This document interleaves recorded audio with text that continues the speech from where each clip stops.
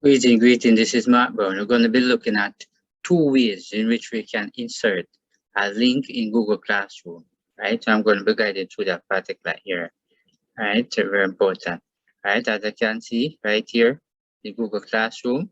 So we're going to see how we can add a link twice, right? So I'm going to click right here.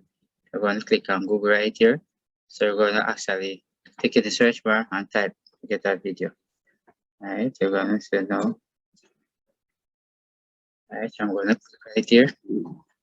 I'm gonna scroll down, I'm gonna look for the video. Two in which you can actually get the video. Alright, so let me scroll. Alright, so this is the video one. Right, so the first video now we're gonna right click on the video. If you notice right here, say copy link address. I want to click right here. Alright, I'm going to come right here now. I'm going to click here on classwork. I want to click on create, click on material. And then I'm going to come right here and click on the link. And then I'm going to put the cursor right here. I'm going to right click. And there you go. I'm going to click add.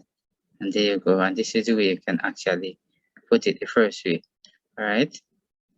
Let me move this. I'm going to show you the second way in which you can actually do that. Alright. You can go back right here.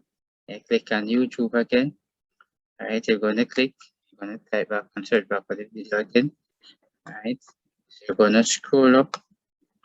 So this is it for the video. So click on the video here, you stop it. Alright, if you notice right up here, come right up here and copy this URL up here. Alright, you block it and then you copy it. Alright, when you do that, you can click right here now. You're going to click right here and create and click here on material. You're going to click on the link. Then you're going to right click just like that. Then you click here and there you go.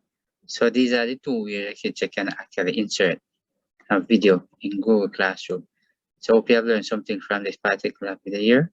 Remember to share and write a comment on how the video actually helped you. And thanks for watching. Alright, see you in the next video.